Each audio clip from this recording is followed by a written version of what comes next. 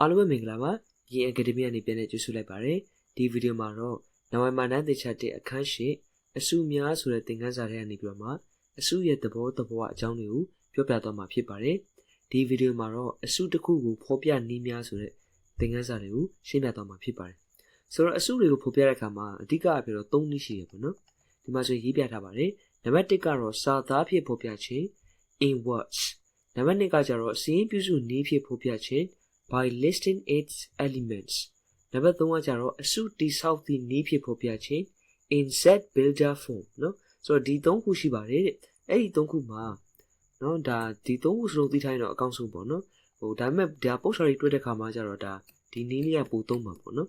ဒါပေမဲ့ဒီမှာမေကွန်းတွေမှာကျတော့သူကဒီလိုတွေပေးတတ်တာပေါ့နော်သူမေကွန်းမှာဒါတွေပေးထားမယ်ဆိုရင်ကိုကဒီစင်းပြုစုတဲ့နည်းကိုပြောင်းပြီးတော့မှရေးရတယ်ရှိရပေါ့နော်ဒါဆိုရင်တစ်ခုချင်းစီကိုတစ်ချက်ကြည့်အောင်နော်ဒါအစုကိုဖော်ပြတဲ့အခါမှာနံပါတ်1နည်းရကြတော့စာသားနဲ့ဖော်ပြမယ်နော်စကားလုံးနဲ့ဖော်ပြမှာပေါ့နော် in words ဆိုတော့ဘယ်လိုမျိုးပြောလဲဆိုတော့ဥပမာ A ဆိုတဲ့အစုဆိုပါစို့နော်အဲ့ဒီ A ဆိုတဲ့အစုကိုသူစာနဲ့ရေးပြီးဖော်ပြမယ်ဥပမာသဘာဝကိန်းများအစုပေါ့သဘာဝကိန်းများအစုဒါဆိုရင်သူအဲ့ဒီအစုကိုသတ်မှတ်တဲ့အခါမှာဒီအစုထဲမှာသဘာဝကိန်းတွေပဲပါရမယ်လို့သတ်မှတ်ထားပြီးသားဟုတ်ပြီနော်ဒါဆိုရင်1တို့2တို့ပါမယ်ဒါ -1 တို့ -2 တို့မပါဘူးပေါ့နော်ကဲဒီလိုရေးတာကကြတော့ဒါပါလဲဆိုရင်စာသားအဖြစ်ဖော်ပြခြင်းဆိုတာမျိုးပေါ့နော်ကဲဒါဆိုရင်နောက်တစ်ဥပမာတစ်ခုကြည့်ရအောင် example 2ရေးကြည့်မယ် B ဆိုတဲ့အစုကိုဘာရေးမလဲဆိုတော့ဒါ B ဒီ1နဲ့10ကြားရှိသုဒ္ဓကိန်းများเนาะဒီလိုရေးကြည့်အောင်သုဒ္ဓကိန်းများအစုဟုတ်ပြီเนาะဆိုတော့ဒီစာသားနဲ့ဖော်ပြတဲ့အခါမှာဒါညီမကြီးရေးပြီးတော့ဒီမှာနောက်ဆုံးမှာအစုဆိုတာပါရမယ်เนาะကိုက A equal သဘောကိန်းများလို့ရေးထားရင်တော့မရဘူးဒီနောက်မှာအစုဆိုတာလေးပါရမယ်ဒီမှာဆို B ဒီ1နဲ့10ကြားမှာရှိတော့သုဒ္ဓကိန်းများအစုပေါ့เนาะဒီမှာအစုပါတယ်ဆိုတော့ဒီလိုမျိုးရေးနည်းကိုကြတော့စာသားဖြင့်ရေးနည်းဒါမှမဟုတ်အင်္ဂလိပ်လိုဆိုရင် in words လို့ခေါ်တယ်ဒါဆိုရင်နောက်တစ်နည်းကိုကြည့်အောင်စရင်းပြုစုနည်းဖြင့်ဖော်ပြခြင်းဒါကတော့လွယ်ပါတယ်နော်သူက by listing its elements ကကြတော့အစုဝင်ဆိုတော့အဲ့ဒီအစုမှာပါတဲ့အစုဝင်တွေကိုကဒါ list လုပ်မှာပေါ့နော်စရင်းပြုစုမှာပေါ့ဘာတွေပါလဲဆိုတော့ရေးပြမယ်ဒါဆိုရင်အခုဒီမှာနံပါတ်ဒီမှာ example 1ကိုအခုဘာလုပ်မလဲဆိုရင်ဒါစရင်းပြုစုတဲ့နည်းနဲ့ဖော်ပြကြည့်အောင်ဟုတ်ပြီနော်ဒါဆိုရင် A equal ဆိုတော့စရင်းပြုစုတဲ့အခါမှာသူကဒီအစုထဲမှာပါတဲ့ကောင်တွေကိုတစ်ခုချင်းစီရေးရမှာဟုတ်ပြီနော်ဆိုတော့သဘောကိန်းမှာဆိုဘာလဲဆိုရင်သူ1ကနေစမယ်ဆိုတော့1ပါတယ်ပြီး2ပါတယ်ဆိုတော့အဲ့လိုမျိုးသူကဒီအစုဝင်တွေကိုသူကကွန်မာလေးခံပြီးတော့ရေးရမှာပေါ့နော်1, 2, 3, ဒီလိုလေးပေါ့4 5ဆိုတော့သူကအများကြီးရှိရပါတော့9 6 9 8ဒါမဆုံးနိုင်အောင်ဒီအရှိတယ်ဒါကြောင့်မလို့ဒီမှာ asset 30လေးနဲ့ asset 12ဆိုလို့ရေးကြည့်အောင်ဟုတ်ပြီနော်သူကအစုဖြစ်တဲ့အတွက်ကြောင့်မလို့ဒီလိုမျိုးထားလို့တော့မရဘူးသူကဒီ top ကွင်းလေးထဲမှာထည့်ပေးရတယ်ဟုတ်ပြီနော်ကဲဒါဒီစရင်းပြုစုတဲ့နည်းပေါ့နော် by listing its elements တဲ့ကဲဒါဆိုရင်ဒီအောက်ကဥစ္စာလေးကိုစရင်းပြုစုတဲ့နည်းနဲ့ချက်ကြည့်အောင်ဒါဆိုရင် B equal ဆိုစရင်းပြုစုဖို့ဆိုတော့ဒီထဲမှာဘာတွေပါလဲဆိုတော့သိမှရမယ်ဟုတ်ပြီနော်1နဲ့10ကြားမှာရှိတဲ့သုဒ္ဓကိန်းဆိုတော့သုဒ္ဓကိန်းလို့ပြောလိုက်ရင်သူကဒါ2 3 5ခုပြီးရင်17 73เนาะဒီလိုကိန်းတွေကိုသုဒ္ဓကိန်းလို့ခေါ်တယ်ဒါပေမဲ့အဲ့ဒီသုဒ္ဓကိန်းတွေဒီ1နဲ့10ကြားမှာရှိရမယ်ဒါဆိုတော့ तू ကယူတဲ့အခါမှာ2ကနေ9ထိယူရမှာပေါ့เนาะဒါဒီသုဒ္ဓကိန်းတွေပဲဒါဆိုရင်အဲ့ဒီမှာဒီမှာတော့ကွင်းလေးနဲ့ရေးပေးရမယ်ပြီးရင်သူ့ထဲမှာပါတဲ့ကောင်တွေ2 3 5ခုဟုတ်ပြီเนาะ तू ကကြတော့ဒါလေးလုံးပဲရှိရပေါ့ဟိုကောင်ကကြတော့အများကြီးရှိရတဲ့အတွက်ကြောင့်မလို့အဆက်30နဲ့ရေးပေးထားတယ်ဆိုတော့ဒီလိုမျိုးရေးတဲ့ပုံစံကိုဘာခေါ်လဲဆိုရင်ဒါစရင်းပြုစုခြင်းနည်းပြရေးတယ်ပေါ့နော်ဆိုတော့ဒါကိုဘယ်လိုဖတ်မလဲပေါ့နော်ဖတ်တာကကြတော့တစ်ချက်ပြောရအောင်မယ်ဘယ်လိုဖတ်မလဲဆိုတော့သူ B equal เนาะဒါဆိုညီမကြီးက equal ပေါ့ဒါမှမဟုတ် is လို့လည်းဖတ်လို့ရတယ် BS ဒီတော့ကွင်းလေးမြင်ဘာဖတ်မလဲဆိုရင် the set of လို့ဖတ်မယ် B is the set of เนาะ B is the set of 2 3 5 7ပေါ့နော်ဟိုကောင်ကကြတော့ဒီမှာဆိုရင် A is ဒါကြတော့ the set of is the set of 1 2 3 4 5ပြီးရင်အဆက်30ကိုကြာတော့ and so on ပေါ့နော် and so on ဆိုတော့ကိုကသင်ချမှာဆိုရင်ဒါ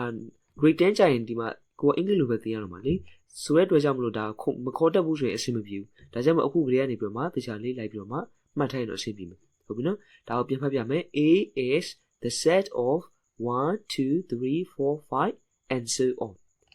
ဒီကောင်ဆိုရင် B is the set of 2 3 4 5 sorry 2 3 5 7ဟုတ်ပြီနော်ကဲဒါဆိုရင်စိတ်ပြုစုတဲ့နည်းကိုလည်းရပြီတင်တယ်နောက်တစ်ခုသွားကြည့်အောင်အစုတိဆောက်သည့်နည်းဖြစ်ဖော်ပြခြင်းဆိုတော့ဒီနည်းကကြတော့ဒါမေးခွန်းတွေမှာပါလိရှိရပြီနော်သူ့အင်္ဂလိပ်လိုကြတော့ set builder form လို့ခေါ်တယ်ဟုတ်ပြီနော်သူ့ရေးတဲ့အခါမှာဘယ်လိုပုံစံနဲ့ရေးရလဲဆိုရင်ဟုတ်ပြီနော်ဒီမှာဒီအစုလေးကိုဟို set builder form နဲ့ရေးကြည့်အောင်ဟုတ်ပြီဒါဆိုဒီမှာ a equal နော်ပြီး set builder form ကကြတော့ तू ကဒီလိုမျိုးတုတ်ခွင်းနဲ့ပဲရေးရတယ်ဟုတ်ပြီနော်တုတ်ခွင်းနဲ့ရေးရတယ်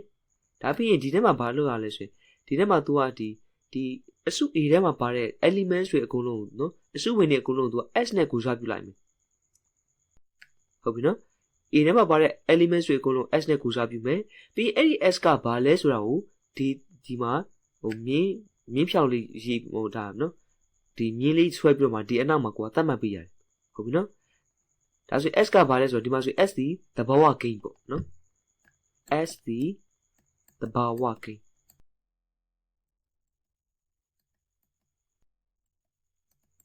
ဒါဒီ set builder form နဲ့ရေးတာပေါ့နော်ပြန်ပြောရမယ် तू ကဒီမှာဆိုရင် तू ကဒီတော့ကွင်းနဲ့ရေးမယ်ပြီးရင်ဒီအစုထဲမှာပါတဲ့ elements တွေအကုန်လုံး तू က S နဲ့ကိုစားပြုလိုက်မယ်ဟုတ်ပြီနော်ပြီးရင်ဒီမှာဒါဒီဥစ္စာလေးပေါ့နော်ဒါတောက်လိုက်မြင်းလေးပေါ့နော်အဲ့ဒါကိုဘာခေါ်လဲဆိုရင်အင်္ဂလိပ်စာမှာဆိုရင်ဒါ search တာလို့ဖတ်တယ်ပေါ့နော်ဒါကို search တာလို့ဖတ်တယ်ဟုတ်ပြီဆိုတော့အဲ့ဒီမြင်းကလည်းဖြတ်မြင်းရဲ့အနောက်မှာဘာလို့လဲဆိုရင်အဲ့ဒီမှာဒီ S ကဘာလဲဆိုတာကိုသတ်မှတ်ပေးရတယ်ဟုတ်ပြီနော် DS ဒီသဘာဝကိန်းပေါ့ကဲဒါဆိုရင်ဒါကိုအင်္ဂလိပ်လိုဘယ်လိုဖတ်မလဲဆိုရင်ဒါ A is ဒီတော့ကွင်းလေးဆိုရင် the set of ပြီးရင်ဒီမှာ x ကိုမြင်ရင် तू က s လောက်ပဲမဖတ်ရဘူးသူအရှိမ o ဆိုတဲ့စာလုံးလေးထည့်ပေးရတယ် ox ဟုတ်ပြီနော် A is the set of ox ပြီးရင်ဒီမှာမြင်းဆောင်လေးကိုဆိုမယ် such that ပြီးရင် s ဒီသဘာဝကိန်းပေါ့ဆိုတော့ဒါအင်္ဂလိပ်ဆိုမယ်ဆိုတော့ဒီမှာဆိုအင်္ဂလိပ်ဖြစ်သွားမှာပေါ့နော်ဆိုတော့ဒီမှာအင်္ဂလိပ်ဖတ်ရမယ်ဆိုတော့ A is the set of ox such that x is a natural number ပေါ့နော်သဘောကိန်းဆိုရင် natural number လို့ခေါ်တယ်ဟုတ်ပြီဒါဆိုရင် number example 2ကိုတစ်ချက်ဟိုရေးကြည့်အောင်နော် set beta form နဲ့ရေးကြည့်မယ်ဆိုတော့ b equal ဆိုတော့ b ထဲမှာရှိတဲ့ elements တွေအကုန်လုံးကို s နဲ့ကိုစားပြုလိုက်မယ်ဟုတ်ပြီနော်ပြီးရင်ဒီမှာ such that ပြီးရင်သူ့အနောက်မှာ s ကဘာလဲဆိုတာကိုသတ်မှတ်ပေးမယ်S ကဒီမှာ तू က1နဲ့10ကြားမှာရှိတဲ့သုဒ္ဓကိန်းများအစုဆိုတော့ तू ကဒါဆိုရင်ဒီမှာဆိုရင်သူ့ရဲ့ဂုဏ်သတ္တိက2မျိုးရှိနေတယ်ပေါ့နော်ဒါဒီ S ဒီ1နဲ့10ကြားမှာလည်းရှိရမယ်နောက်တစ်ခုကျတော့သုဒ္ဓကိန်းလည်းဖြစ်ရမယ်ဟုတ်ပြီနော်ဆိုတော့ဒီနေရာမှာ S ကိုရေးတဲ့အခါမှာဒီဂုဏ်သတ္တိနှစ်ခုကိုတစ်ခါတည်းဆက်ပြီးရေးလို့လည်းရတယ်ဒါမှမဟုတ်ခွဲပြီးရေးလို့လည်းရတယ်ဟုတ်ပြီနော်ဆိုတော့ဒီမှာတော့ဆက်ပြီးရေးကြည့်အောင်နော်ပြီးရင်နောက်ဟိုခဏကြာရင်ဟိုခွဲပြီးရေးကြည့်မယ်ဆိုတော့တွေ့ပါတယ် S ဒီပြီးရင်သူပေးတဲ့အတိုင်းကူးရေးလိုက်ရပြီပေါ့နော်1နဲ့10ကြားရှိ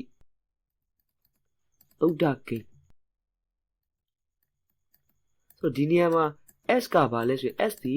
ဒါ element ကိုပြောရပေါ့နော်ဒီ B ဆိုတဲ့အစုထဲမှာပါတဲ့အစုဝင်ကိုပြောတာဒါကြောင့်မလို့ဒီမှာရေးတဲ့အခါမှာ1နဲ့10ကြားတွင်ရှိသောသုဒ္ဓကိန်းများအစုလို့လာရေးလို့မရဘူးသုဒ္ဓကိန်းတစ်ခုပဲဖြစ်ရမှာဟုတ်ပြီနော်ဒါကြောင့်ဒီမှာအစုထည့်လို့မရတော့ဘူးကဲပြီးရင်ဒီလိုဒါတော့ကွင်းလေးပြလိုက်ရပြီပေါ့နော်ဒါဆိုရင်အဲ့ဒါဖတ်တဲ့အခါမှာ B equal the set of ox such that s ဒီ1နဲ့10ကြားရှိသုဒ္ဓကိန်းဟုတ်ပြီနော်ကဲဆိုတော့ဒါကကျတော့တွဲပြီးရေးတာပေါ့အခုဒီမှာဒီဂုဏ်သတ္တိနှစ်ခုကိုခွဲပြီးရေးကြည့်အောင်ဆိုတော့ B equal the set of ox such that ကဲပြီးရင်ဒီမှာ s ကသူက1နဲ့10ကြားမှာရှိရမယ်ပေါ့နော်ဆိုတော့1နဲ့10ကြားမှာရှိရလို့ရေးချင်သူကဒါ s တန်ဖို့ဒီဒါ10အောက်ငယ်တယ်1ထဲကြီးတယ်ဒီလိုရေးလို့ရတာပေါ့နော်1 less than x less than 10ပေါ့ဒါဆိုရင်1နဲ့10ကြားမှာရှိမယ်ဒါဆိုရင် x ဒါဆိုရင်ဒီမှာရေးပြီး1 less than x တော့ဒီမှာနည်းနည်း ဒီမှာဒီလိုလေးရေးလိုက်မယ်နော်1 less than x less than 10ဒါဆိုရင်သူဒီ1နဲ့10ကြားမှာရှိတယ်ကဲနောက်တစ်ခုသတ်မှတ်မယ်နောက်တစ်ခုဂုဏတရားပါလဲဆိုရင် s ဒီသုဒ္ဓကီဒါဆိုရင် s ဒီသုဒ္ဓကီဆိုဒီလိုမျိုးဂုဏတိတစ်ခုကိုကွန်မာလေးနဲ့ခံပြီးတော့မှရေးလို့လည်းရတယ်ဒီတိုင်းတစ်ခါလေးရေးလို့လည်းရတယ်ပေါ့နော်ဆိုအဲ့ဒါကိုဘာခေါ်လဲဆိုရင် set beta form လို့ခေါ်ပါတယ်အစုတိဆောက်တဲ့နည်းပေါ့ကဲဒါဆိုရင်နောက်ဆုံးဥပမာတစ်ခုလေးလုပ်ကြည့်အောင်ဒီမှာတစ်ခါလေးဒီ3ခုစလုံးကိုစမ်းသပ်ကြည့်အောင်ကဲဆိုတော့ဒီမှာစာသားနဲ့ရေးတဲ့ဥစ္စာကိုတစ်ချက်သွားကြည့်အောင်စာသားနဲ့ရေးမယ်ဆိုတော့ဒါ C ဆိုတဲ့အစုလို့ပြလိုက်မယ် C ဒီC ကဘာဖြစ်မလဲဆိုတော့10နဲ့20ကြားရှိ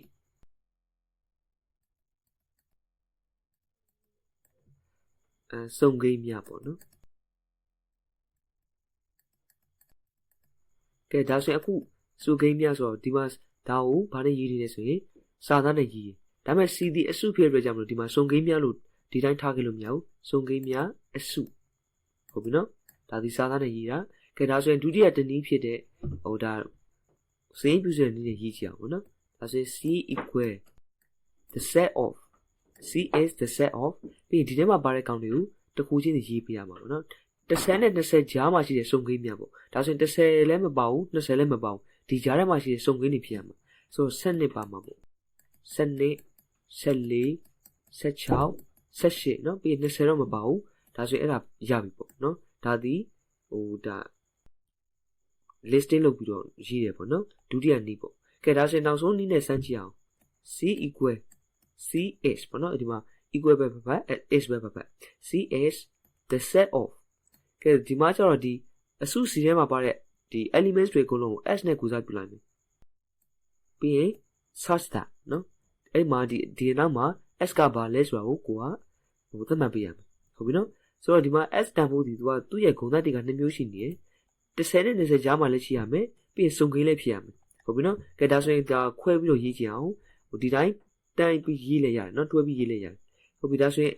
s က10နဲ့20ကြားမှာရှိတော့ဒါ10 less than x less than 20လို့ရေးကြည့်မယ်ဒါဒီဂုဏ်သတ္တိတစ်ခုပြီးသွားပြီကဲနောက်ထပ်ဂုဏ်သတ္တိတစ်ခုကဘာလဲဆိုရင်သူဒီစုံကိန်းဒါဆိုရင် s ဒီစုံကိန်းပေါ့နော်